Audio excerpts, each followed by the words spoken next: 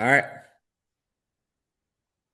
Okay. So without further ado, I just want you to introduce yourself and tell us like how do you impact lives every single day?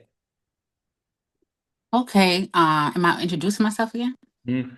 Okay, so great evening. My name is Siobhan, better known as Nurse Shea Marie. I'm a registered nurse born in a boogie down Bronx, and I have been a nurse in the New York State for the past 16 years. Um, Nursing was not my first calling. My first degree, I was a psychology major and I became a social worker in the New York City streets. So I came out of school working with the street homeless. And in that, becoming homeless does not it does not what's the word I said? It doesn't it doesn't matter. Male, female, family, single. But in that, working in that population, I found my calling with women.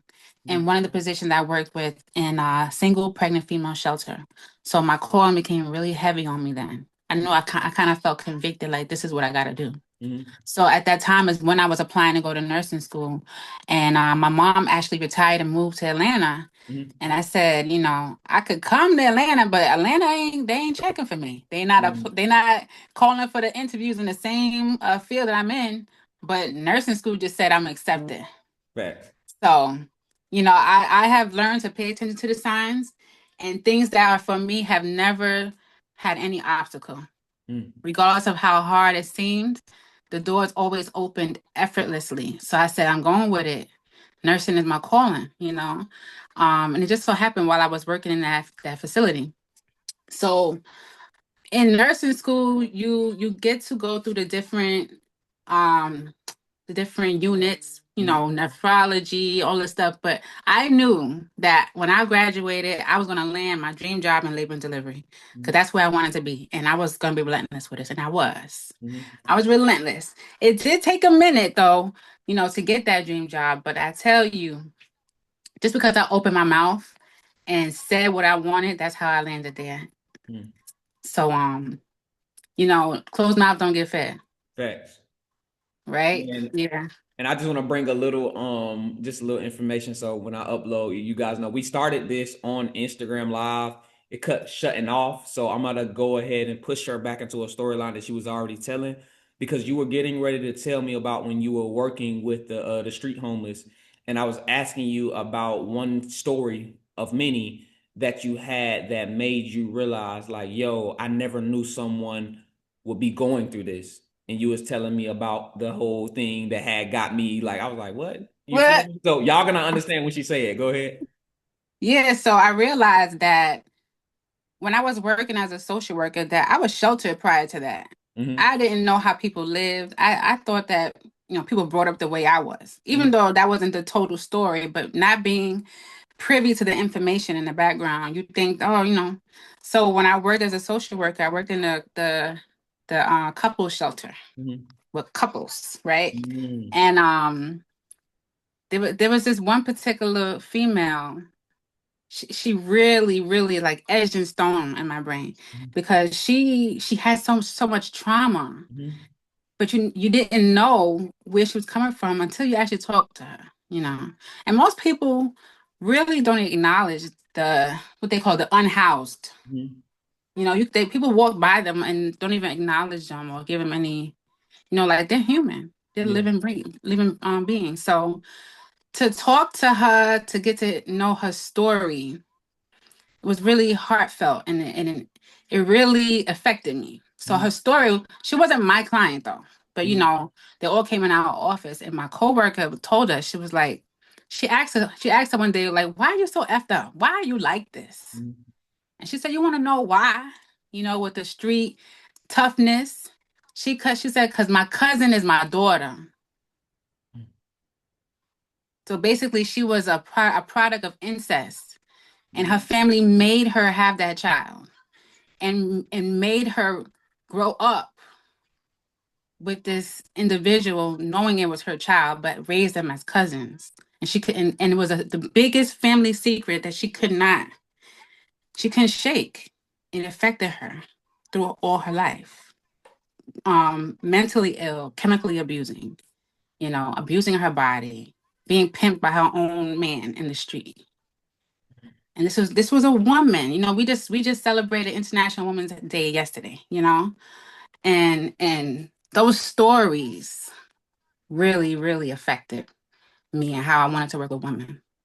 Wow. And I mean, like when you hear stuff like that, like I used to watch this show on YouTube called Soft White Underbelly.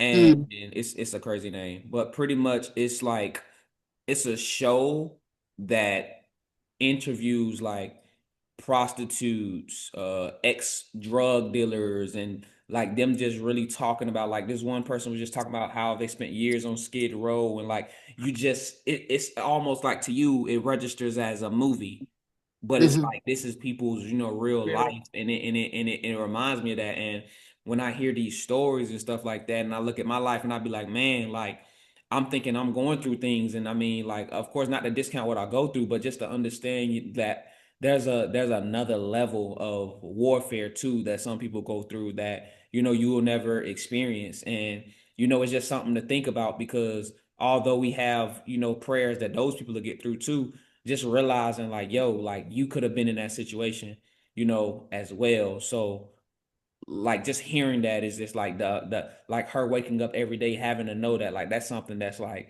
you feel me? Like how could you even imagine, you know what I'm saying, going through that? So Yeah. I know you've seen multiple stories, that have just shaped your mindset, and also knowing that you come from a psychology background, so just knowing that you spent time really obsessing over how we think, right? So if you can just tap into your psyche, right, and really just think about when you look back over your life and you just think about some of the things that transpire in your life that doesn't necessarily might not necessarily directly apply to how you got into your field, but it's one of those things that might have triggered some things to make you want to go into the direction that you are in now to be able to help people, if that makes sense. I know that was weighted, but if Um, you can try to maneuver through that question. well, basically, what helped me to get here? Yeah. So, working in on the unit and labor and Mhm. delivery, I saw women at their lowest, and it was supposed to be the happiest moments, Mhm. but there was a lot of different things that I got out of that experience because when I was there as a student first, I thought, oh, we're gonna play with babies, or babies are gonna be born, it's gonna be happy every day. And at the end of that summer externship, I realized that it's not all sun and rainbows. When it comes to having a baby, sometimes people go home without a baby and a C-section scar. Mhm. You know, sometimes lots of things go on. And once I went through all those experiences, I knew I wasn't going to run from it. Like it was learning, and it was inspiring, and it was like, wow, to help journey this lady through this experience. All of these are personal, intimate situations Mhm. that no one is privy to. Mhm. The life of your newborn uh, family member, Mhm. you know? So it was actually like it was a really great position. It was hard for me to walk away, very Mm. hard. Okay. So I'm gonna ask you this, So right? mhm. Go ahead. I didn't mean to cut you off. I think I didn't answer the question totally. So how did I get to entrepreneurship? So let's say this. Right now in this moment, what do you do? Like today? Okay. And So, answer that part. okay. So I am a paramedical tattoo artist that's a nurse, Woo. right? Yeah. Break it down for the slow people in the back. So working on labor and delivery, the last few years I was there, I saw a lot more moms that had surgery. Okay. And surgery came this big boom. It was more aesthetic, right? Hmm. Um, and they were getting tummy tucks, getting the nice body, Hmm. but then getting pregnant and wasting thousands of dollars. Okay. So I would see these ugly scars. Mm. Ugly scars. I mean, they weren't doing their research, or they were just going to the cheapest doctor. Mm-hmm. So these scars were terrible, you know. And on top of that, I had a great friend that works there. She still works there, and we used to dream. Like every Tuesday, we would be in room 2, looking out the window, and we would talk about what we were going to do when we left. Mm-hmm. And she is a warrior. She has beat breast cancer. Mm-hmm. And she introduced me to the idea of paramedical tattoo because she had her areolas tattooed after the Mm-hmm. nipple was removed. And I didn't even know about that. Didn't even know about it. So I started to do research. I was like, well, maybe this is how I can get into the marketplace. Mm-hmm. Because I didn't see myself doing what I did at work in entrepreneurship. Like I took it for granted, like IV drips and all that. That's not what I wanted to do. I've never been the typical person. I wanted to do what people don't do. Mm-hmm. So and I wanted to be more autonomous. I didn't want to have to depend on a medical doctor. I wanted to practice on my own. And so it also brought out the part of me that wanted to be artistic. Mm-hmm. Because growing up, I come from divorced parents. And my mom, growing up after the divorce, she couldn't afford to put me in the activities I wanted to do. And so my artistic side of me that I wanted to explore, I couldn't develop it. Mm-hmm. So this part of this entrepreneurship walk is helping me to be artistic again Mm-hmm. and to explore it. So everything is working full circle, right? So you spent, I think I looked it up and it said you spent 9 years, right? Helping bring life into the world. So like it started out with you working in different homes. And then it started out with you delivering, well, you being a nurse that helped. Because I don't know the terminology, right? And I'm just trying to break it down all the way to the basics. So, like when you said the paramedical tattoo artist, Yeah. okay. So I just want you to kind of briefly the storyline of hmm working in those with the unsheltered, then into a what type of nurse? Labor and delivery, OBGYN, Okay, labor and delivery, OG, women's health. BYN. Women's health. Okay, and then into the tattooing.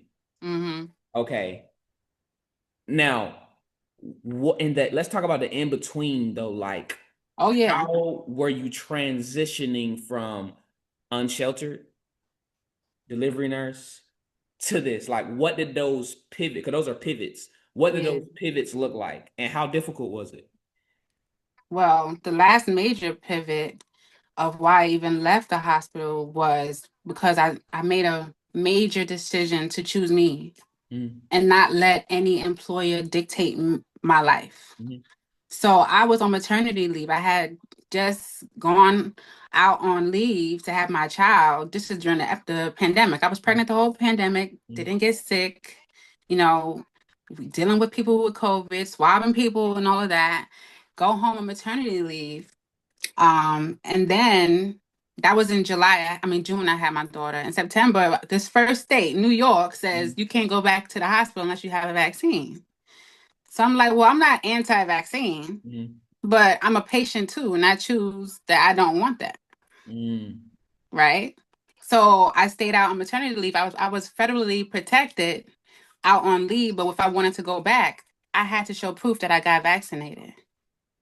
So I chose not to. So I had to walk away from my dream job. So I Mm. walked out on faith because I had no plan. Okay, we gotta pause. We gotta pause right there because Yeah. you're a mom, you got responsibilities. You had to have felt something spiritually to actually feel like, all right, I know this is gonna sound crazy. If I told somebody today, I already know if I probably told a family member, they're gonna be like, girl, you better get that vaccine and do that. Like, what And did. what did that conviction inside of you? Like, I know you had that question where you looking at yourself in the mirror and you was like, yo, like, am I tripping right now? Like, I just want to talk about the spiritual aspect of what made you stand on that business and say, this is what I'm gonna do. You know, it's something that you really can't explain. You just know. Mm-hmm. You just know. And those that know get it. There's no manual script to tell you the walk that you're going to walk. Mm-hmm. And there's no influence in the world that can tell you what's right and wrong. You just know what's right. Even children know what's right and what's wrong. Facts. If something does not sit right with you, you must follow that. Regardless of what you think is going to happen, you just have to have faith the size of a mustard seed. And literally, that's what I had. Nobody in my household got vaccinated. I have two children, right? And I won't say it was easy, Mm-hmm. but I'm here standing. Mm. So Yeah. like, so now that we at that part, right? You lose your dream job that you worked so hard for. Now that rebuilding phase of figuring out what's next. How did that come about? So this is where we come full circle because it was my suffering Mm-hmm. that brought me through. My suffering of severe postpartum depression. Mm-hmm. On top of regular depression, thinking I lost my career, I'll never be able to be a nurse. How can I help support my family? I don't want my family to suffer because I choose not to go to work. Um, and help me because sometimes I go on a tangent and I lose my train of thought. But what was I saying? So pretty much, I'm asking you from having your dream job that's helping you take care of your bills, take care of your family, Yeah. losing that because of this vaccine. How did you even get back in the mindset of Mm-hmm. what to All do right. next? You feel me? Yeah. So I was saying that's how I came full circle because in my suffering, I sought therapy. Mm-hmm. And my therapist is the one who said, "Oh, why is it that you're not at work?" I said, "Oh, because I'm not getting that thing." She said, "Oh, why my coworkers don't have it?" I said, "Well, where you work?" I mean, obviously I know where she worked. She said, "Yeah, we have a job fair next week." Mm-hmm. So I'm telling you, and that was the whole next year. You know, my daughter was born in June. That wasn't until May. So, you know, 10 toes down, it wasn't happening. And I sought help because it was just that bad, you know. But in my faithfulness, he delivered me Come on. through therapy. Come Okay. on. My therapist said, "Oh, we got something going on Tuesday." Mm-hmm. Just, and she referred me. So she got a referral bonus on top of it. And when I went to the interview, everybody wanted me. Mm-hmm. It's a table of like 4 or 5 managers, and I just basically had to tell them which location I wanted to go. Mm-hmm. You That know. that's amazing because when I ask you that question, every time I ask somebody a question about seasons of their life, I can't help it. Like by default, I'm picturing myself in that situation, right? So like that what happened to you and you making that decision, stuff like that can be very crippling mentally to the point where even if an opportunity comes, you might be so crippled and thrown off that you might not even look at the situation the same. Like, because sometimes you have to be in a mindset to even see it as an opportunity, and then let alone like saying, ah, dang, I did just lose my dream job because of a vaccine or whatever. And granted, it was your choice, but even still having that faith and that belief system, say, you know what, this could be it. Like, let me go here. You had to show up a certain way in that room. You couldn't be in there shoulders dropped or whatever. You still had to be on your A game. So it's just like I definitely commend you, for doing that, because any type of pivoting or any type of you being like that's like a divorce. Like, you know what I'm saying? Like you inside of something and you've been doing it for so long and now it's just kind of ripped away from you. You feel me? Like there's a certain that's traumatic. You feel what I'm saying? Yeah. So It was very lonely yeah, too, yeah. because I think that it wasn't, I think I was probably 1 out of 5 or less people that chose to go that route, Mhm. you know, and I was in a union and I requested, you know, to get exempt from it, which I know some religions get the exemption, and Mm, I was denied. And I felt that that was absolutely wrong. mm, Who's to say that they can and I can't, mm, right? Because of the way I look, mm, right? No. But and you know what? I also chose the route of honesty because mm, there were a lot of people who did not get it, but they had, you know, documentation. So mm. that was like Uh, unethical for me too. That was an ethical thing, you know. Not to say I didn't think about it. No, I'd be lying. I'd be lying. But it just didn't sit right, you I'd be know. lying if I said I might not thought about doing my little documentation real quick. Shoot. Because You now that you know, said it, I would kind of remember people was doing that and stuff. So yeah. To this day, they said that if I want to work in a hospital, I gotta have it, which don't make sense. Is uh, with all that's in the media right now, mm. like, come on, give me a break. Doesn't even work. Now be honest though, is there a little part of you anyway that was kind of getting tired of that? Of the job, Yeah. of course, I Okay. was dreaming about getting out of there. You know, like what was I gonna do? Like, cause for years I didn't know what area to specialize in, you know, Uh-huh. because from RN, you go to master's to become a nurse practitioner. And I was like, I looked at the people who became nurse practitioners, and that's not the life that I wanted, Hmm. you know? Okay, so No. the job fair. What was that job? The job I'm in now. Okay. So a triage nurse in OBGYN. I'm telling you all of these names that I don't know what it means. So I'm sorry, OB is when you're pregnant, Okay. obstetrical, Okay. and GYN is gynecological. The GYN doctor, the doctor Gotcha. for your wife. Gotcha. Yeah, you Okay. got it. I'm not as Yeah. smart as you. You feel Yeah, me? yeah, I Okay. gotta break it down. You know, Okay. somebody else is like, what? What is that? Okay. You're Okay. right. Gotcha. All right. So you talk a lot about and just your whole brand, right? Helping mothers reset their identity, right? So why do you think so many? Of course, you might say that, and then somebody could be like, "It's the obvious," but I like to break stuff down. Why do you think so many people or so many women lose themselves, after becoming moms? So that's the thing. You know, there is this unspoken truth with the expectations that are put on women, you Mm-hmm. know. We are the modern day woman right now as compared to a woman back in the day prior to women going to work. Mm-hmm. Right? So she did rear the children. She may have cooked. She might have had a chef. She might have had someone cleaning the house and watching the kids. And then she was an entrepreneur, but she had help. She delegated. So now in society that we're in, we wear all the hats, right? We take care of everyone. Mm-hmm. And in order to do that, who gets? I mean, we often last. And now I'm training myself now to put myself first Mm-hmm.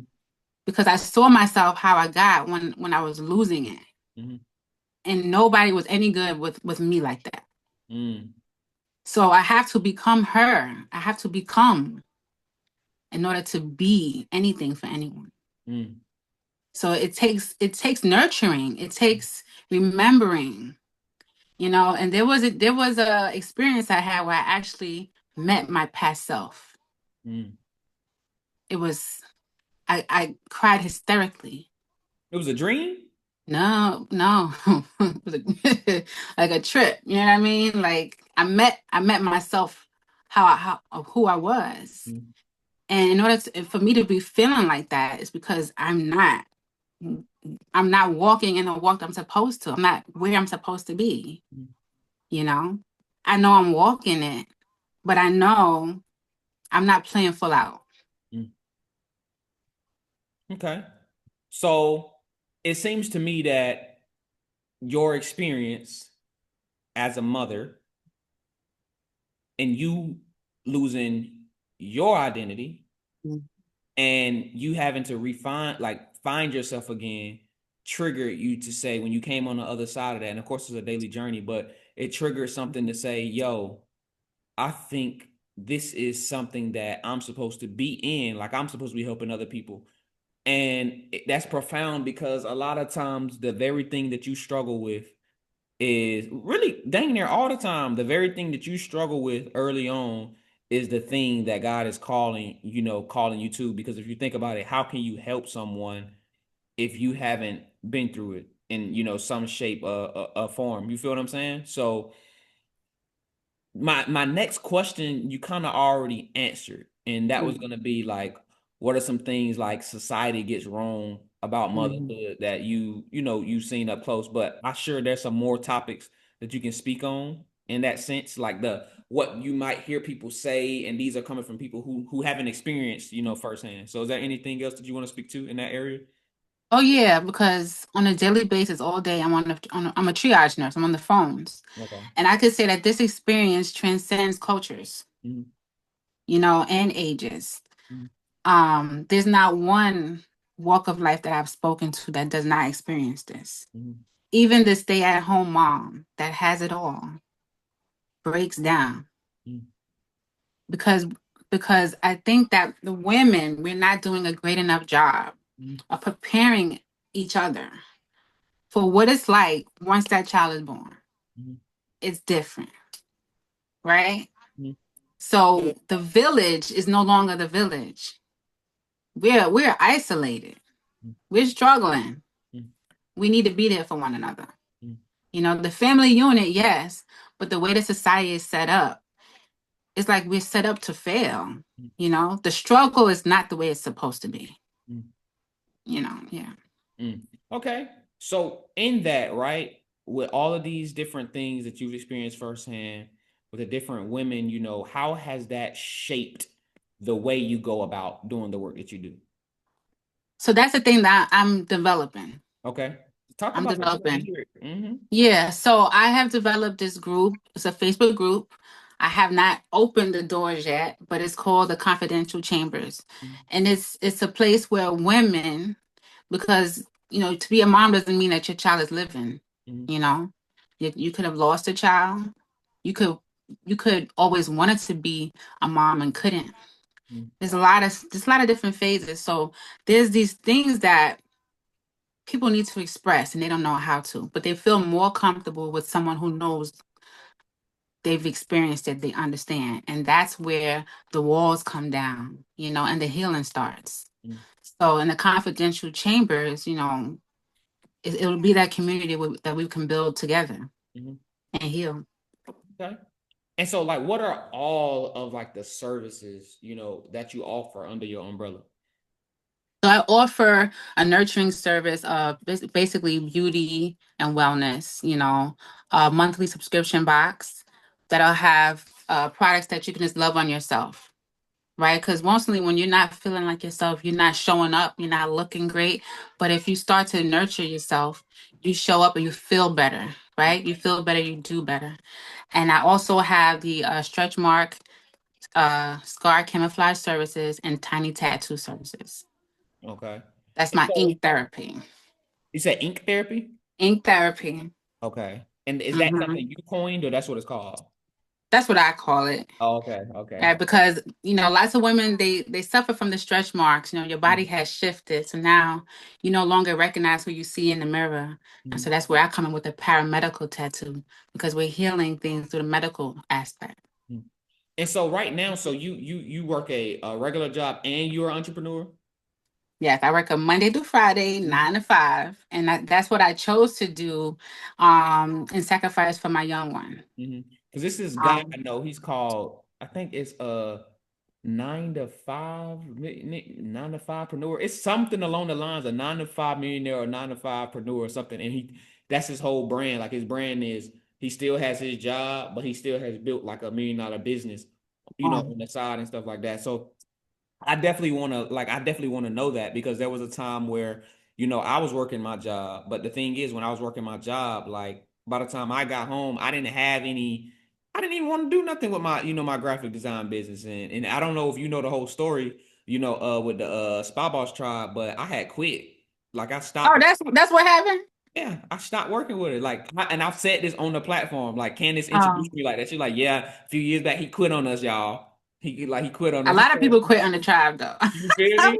You feel me? And I Yeah, came yeah. back, but during the time that I quit, I didn't come back until I was back full time on my entrepreneur journey when I had to get my health and stuff together. So I just want to know, like, ideally, I know that, hey, I'm doing this for my kids and stuff like that. But still, at the end of the day, like, how do you make time for the both of them? Like, I know that has to probably take a lot of time blocking, and I just want to know the psychology behind that. So that's the thing, when you start to prioritize and say, okay, I need to get serious, which is where I'm at right now, Mhm. is when you start to implement time blocking. Mhm. Like when we were scheduling this, I'm like, okay, I gotta do this, I gotta do that. Where's the time? And like you said, you don't feel like doing it. You're Mm. tired. You gave all your energy to someone else. You come home and what, I have so many hats. I'm a wife, I'm a mom. I have duties, you know. So realistically, yes, I am tired, but I'm not quitting. Fact. It may take me a little longer to get there, but it's going to happen, right? So I thank you for bringing me on your platform because it's definitely going to touch somebody. Yeah, and I'm happy because you know the live went off like what 2 3 times. Each time you could have told yourself because you was talking about signs, you could have said, "Oh, this is a sign that I don't need. I'm already tired. I'm already this." But it's like you said, you know what?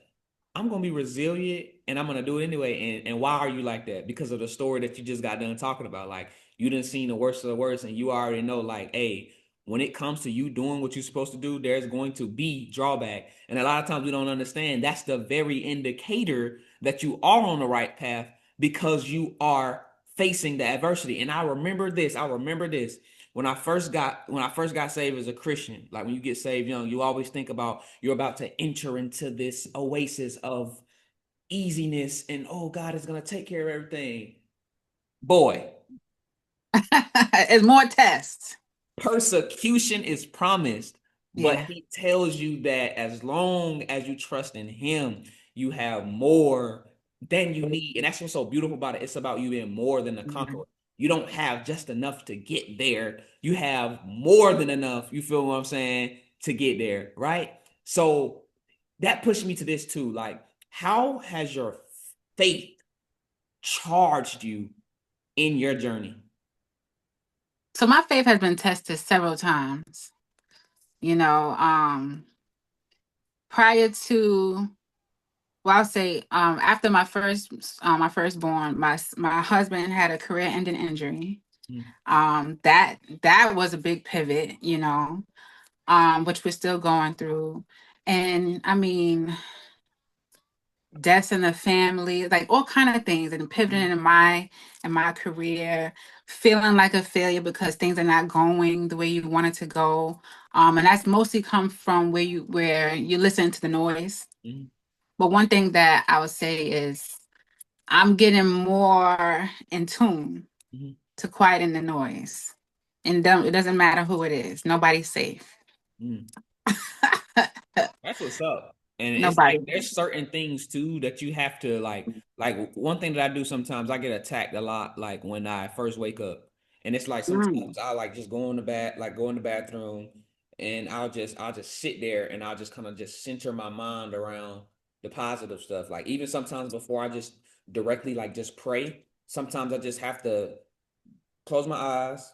I see you bad thoughts. I see you. Let me think about this. Boom, boom, boom, boom. And then from there, then I pray. Because I like even going into prayer sometimes. I like to center my mind first, then go into prayer. And just those little small stuff, sometimes people can't understand when you're talking like this because when you experience life, you start looking for anything to just quiet the noise of everything that's going on. Ooh. And it'll just begin to teach you like all of this little cliche stuff that I used to hear and all this little stuff that used to just sound like mindset when your back is really against the wall. Oh Because yeah. I come from vaping, smoking weed, drinking, and when you come from coping with your stuff like that, and that's your go-to, and you start to Hmm. realize that stuff ain't working, you start getting Hmm. real creative with figuring out, okay, I know I'm a Christian, but sometimes I just can't pray. I just can't pray the way I feel away. You talked about therapy, like even that, like in the black community, especially amongst us, I'm talking about me though, like yes, black community and black men, like it's Right, right. more with black men because even when I talk to certain people about this, they're just like, man, I ain't about to pay nobody to talk about my issues and my problem, man. I'm a man. You feel what I'm saying? And that is it takes a real man, right? It takes a real adult to be able to analyze themselves and say, hey, I need help. It's the same thing. You can't diagnose yourself all the time when it comes to you going to the doctor about something. You feel what I'm saying? Right. The women that you serve, they first have to figure out, hey, I got an issue. And then they got to be able to see, okay, all right, I trust this person to be able to, help me. And, it just comes to, I always pray to God that I don't ever get stubborn, that I don't ever get stuck in my ways. Because it's one thing to have an issue and a problem, but it's another to have those issues and problems. You don't even, see it. right? Mhm. So I just wanna ask you this, right? There's a young woman who's gonna see this, right? Um, who is just, battling right now, mentally, trying to find her way through life. She might not even know what field she want to go into, right? I just want you to talk to her, Oh yeah. and I just want you to speak from the heart, speak from your spirit, and just, give her some encouragement and whatever God puts on your heart for her to hear. Yeah, so one thing that I love to talk about is birthing your business, Mhm, because one thing that when it comes to bringing life to anything is going to be a great push. mhm, You got to go through those growing pains, right? You got to go through the labor pains. And then if you have those not so well feeling days afterwards, there is therapy for it. And just don't give up. Continue to push. All right. Because if we didn't do that as women for our families, where would we be? mhm, You gotta apply the same thing to your business. mhm. From conception, from the idea to you nurturing that idea and then you bring it to fruition. You had to go through the great push. And if you're feeling stuck right now and you're feeling like, after the grand opening, I'm a little depressed, it's not what I thought it is. You too. There's a business therapist in Atlanta. Her name doesn't come to me right now, but there's therapy in all aspects of life. Therapy for your business too, because this business was not placed in your heart for no reason, right? So you gotta go through the trials and tribulations. So yeah, birth that business and push through. It's crazy because for a minute I'm thinking you talking to me, because I told you to talk to her, and I was like, hold on, she talking to me.